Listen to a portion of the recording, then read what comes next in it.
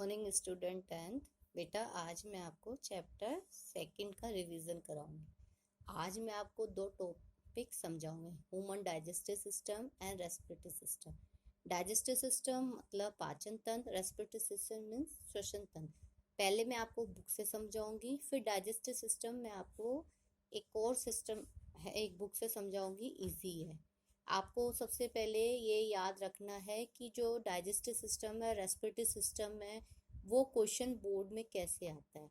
ये question long में आता है, सेक्शन डी में आता है। आपसे पूछा जाता है डिस्क्राइब ह्यूमन डाइजेस्टिव सिस्टम, मतलब मनुष्य के पाचन तंत्र के बारे में बताओ। तब आपको इसके सबसे पहले डायग्राम बनाना है। डायग्राम के बाद आपको इसका पूरे ऑर्गन, उसके तंत्र संरचना के बारे में बताना है। फिर उसमें जो जो संरचना इंक्लूड है उसकी क्रिया विधि बतानी है कि ये काम क्या करता है। फिर उसके बाद वो क्वेश्चन पूछता है कि इसका ये पार्ट क्या करता है, वो पार्ट क्या करता है। फिर आप उसके बारे में बता सकते हैं जैसे वो पूछे।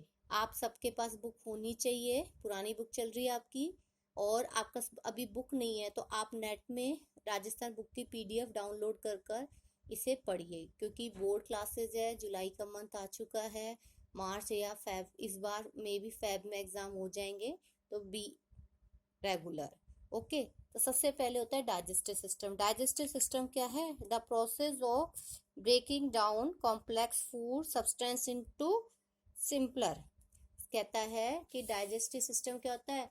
कॉम्प्लेक्स जटिल भोजन को सिंपल भोजन में तोड़ने का काम। पाचन तंत्र का मतलब ही क्या होता है? खाने को पचाना। अब इसका सबसे इम्पोर्टेंट ये डायग्राम, आप इस डायग्राम को समझिए, बस यही आपका टॉपिक है। आपका ये है पाचन तंत्र। आपको मैंने नेट में से क्लियर भेजा था, आप उसमें से भी पढ़ सकते हैं। आपका फूड माउथ से माउथ में आया, ठीक है, आपने एक रोटी का बाइट माउथ में लिया। फिर आप क्या करते हैं? नॉर्मल सी बात है, आप जनरली सोचो, आप उस रोटी को दांतों के हेल्प से, टीथ के हेल्प से उसको चबाते हैं।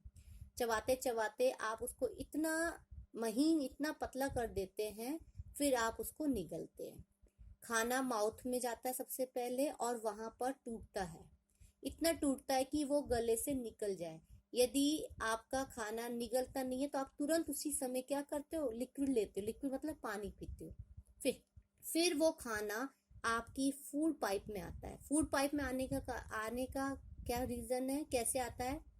फूड पाइप कॉन्ट्रैक्ट करती है, यहाँ से धक्का लगाती इधर, यहाँ से धक्का लगाती इधर, यहाँ से लगाती इधर, यहाँ से लगाती इधर, ऐसे करके रिदम से धक्का लगाते लगाते वो खाने को कहाँ भेज देती है? स्टमक में।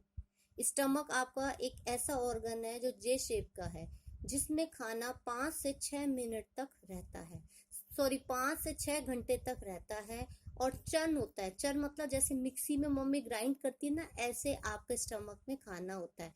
फिर यहाँ खाना टूटने के बाद, और यहाँ पर खाने को टूटने में हेल्प करता है गॉल ब्लैडर, पैनक्रीज, ये इस यहाँ से पाचक रस देते हैं जो खाना टूटने में हेल्प करते हैं। फिर उसके बाद जाती है छोटी आंत में। छोटी आंत में खाना और टूटता है और एब्जॉर्ब होता है, कह सकते हैं छोटी आंत में टोटली खाना एब्जॉर्ब हो जाता है, और उस एब्जॉर्ब फूड में से एनर्जी आपके बॉडी में ऊपर चली जाती है, और जो कुछ बचा कुचा वेस्ट है वो लार्ज इंटेस्टाइन या बड़ी आंत में आ जाता है।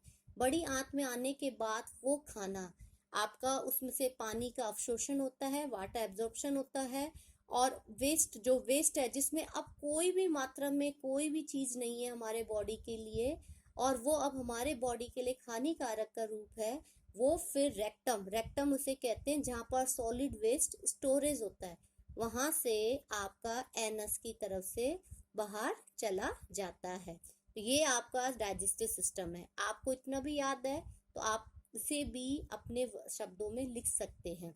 इसके पार्ट देख लीजिए। ऑर्गन है mouth, pharynx, oesophagus, stomach, small intestine, large intestine, rectum है। हिंदी मीडियम वाले बच्चे, आपके पास बुक है, इस टाइम मेरे पास बुक अवेलेबल नहीं है, इसीलिए आप इसी से अभी एडजस्ट कर लीजिए। अब यहाँ डाइजेस्टिव ग्लैंड है। ग्लैंड वो होती हैं जो खाने को पाचन करने में जो पाचक रस देती है वो, क्योंकि खाना ऑटोमेटिकली स्टमक में नहीं होता, उसको तोड़ने का काम करते हैं, तो वो ग्लैंड है। यहाँ से आपके नोट्स मैंने आपको दे दिए हैं। माउथ है, माउथ में आप लिख सकते हो कि माउथ में खाना आता है, टूटता है, उसमें आपकी टंग और टीथ आपके हेल्प करते हैं। टीथ जब आपसे पूछे जाएं तभी आप लिखेंगे, अदरवाइज आप टीथ के बारे में कुछ नहीं लिखोगे, क्योंकि इसमें थोड़ा एक्स्ट्रा है। टाइप्स ऑफ टीथ है, ये जरूर आप याद कर सकते हैं कि डेनिटेशन दे रखा है यहाँ पर, ये इसको टिक कर लीजिए। डेनिटेशन क्या होता है? Arrangement of nature and mode of arrangement of teeth, किस तरह हमारे मुंह में दांते जो टीथ हैं वो रहते हैं। ये आपके टीथों के टाइप दे रखे। जब आपसे टीथ के बारे में पूछा जाए तभी आप इसे लिखें। ये टीथ का डायग्राम है, आपको पता है ना, कैनाइन होते हैं, फिर इंसीजर होते हैं, प्री मोलर होते हैं, मोलर होते हैं। फिर आपका आ जाता है फेरिक्स। फेरिक्स क्या है? आपका कॉमन पैसेज है, कॉमन पैसेज जहाँ से आपका पानी और हवा और आपका फूड दोनों ही जाते हैं।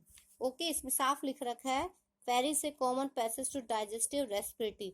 रेस्पिरेटरी मतलब जहाँ से आपकी एयर जाती है। ये देखो बच्चों, ये डायग्राम दिखा रखे हैं। अब मैं तो बच्चों से कहूंगी कि जो बच्चे इसके पार्ट लर्न कर सकते हैं वो उसे लर्न करें, और जिन बच्चों को लर्न करने में प्रॉब्लम आ रही है लेफ्ट इट वो छोड़ दीजिए, आप मेन ही इसको कीजिए।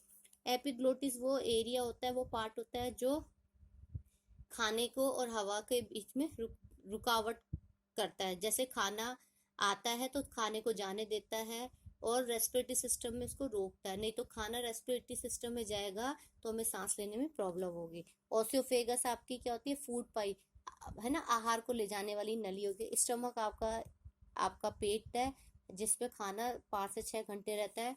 स्मॉल इंटेस्टाइन आपकी छोटी आंत है जिसके टाइप दे रखे डुडोनम, जेजेनम, एलियम, ये टाइप है। लार्ज इंस्टेंटाइन होती है, लार्ज इंस्टेंटाइन में कोई ये सब पार्ट है, सीकम, कोलोन, रेक्टम। बेटा इसमें कोई नहीं है, ऊपर नीचे आप कर सकते हो क्योंकि इसमें कोई ऐसा पार्ट नहीं है जो उससे जुड़ा हो। स्मॉल इंटेस्टाइन में तो आपको इनको ऐसे ही लर्न करना है।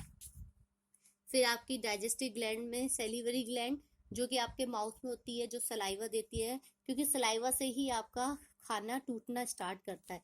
पेनक्रीज है आपकी सेकंड लार्जेस्ट ग्लैंड है जो कि एक्सोक्राइन और एंडोक्राइन होती है। ये एंडोक्राइन है, गलत लिखा हुआ है इसमें, इसको ठीक कर लेना।